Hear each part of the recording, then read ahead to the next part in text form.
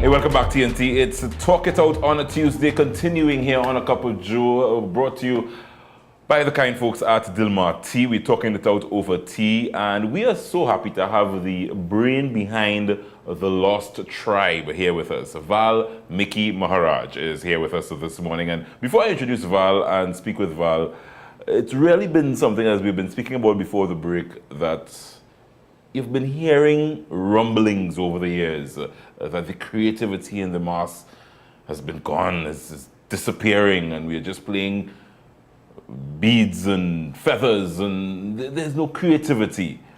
Valmiki and his team at the tribe decided to go look for a lost tribe. And they are claiming they have found the lost tribe. My question this morning is, has the lost tribe really been found, or is it still lost? Such a pleasure having you this morning on the show. Thank you very much. And that's my question, Val. First of all, before I want to address my question, I want to find out from you, the brain behind it all, why the lost tribe? Why the lost tribe in terms of now, in terms of name, in terms of band? Not the name. Question. Why the lost tribe? Why bring this concept of the lost tribe now? The rumblings have been going on for many a year. For many years. Why the lost tribe now? I would answer that question with a timeline. Way before my time, there was poison.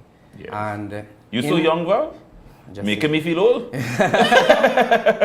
So there was poison. Yeah. I never had the opportunity of even playing with poison. But no, I'm feeling old, man. Just say it, right? From that was born.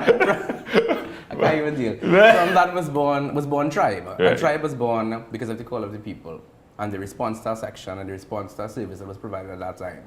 5 years after that, Dean, Monique, and their team answered another call for Bliss, for those who wanted not the big band experience anymore, but the more intimate carnival experience, as we fondly call Bliss. And then 5 years after that, by that time I had already been well involved in carnival and in the tribe, family and fraternity.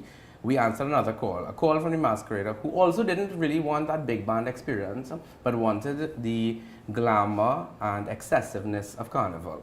And the carnival in terms of what we know carnival to be, as you pass through the airport and from the Tidco book and from the memories and from the stories from your parents and everything. So what we tried to do is to find a way to translate that into a voice that the crowd of 2016 could understand.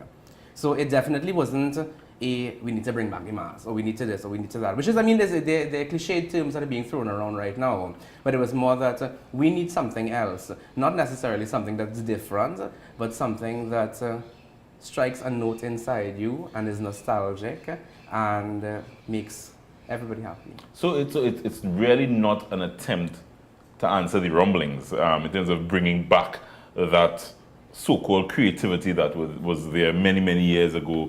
We've had the likes of the Peter Minchells and the Wayne Barkley that would have provided a different type of mass. Type of mass. Yeah. I would say, now, the names that you mentioned there are people that I have great reverence for. Right. They are the forefathers of carnival. Yes. And I think to even make an attempt to be another Minchell, if I could be so bold to even say that statement, is something that is just ludicrous. So there is no attempt right now to reproduce anything that has been before. Those greats were the artistic voice of that particular era, and the genius of Minchell is the genius of Minchell. It just can't be done again. Full stop. Yeah, and what we are trying to do right now is to basically be nothing more than what we are, the Lost Tribe, and the artistic voice of 2016. Not trying to reproduce anything that went before. No. So people should not judge what they are now seeing, because the costumes are out. Yes, costumes are out. Yeah. So people should not judge what they are seeing and attempt to compare.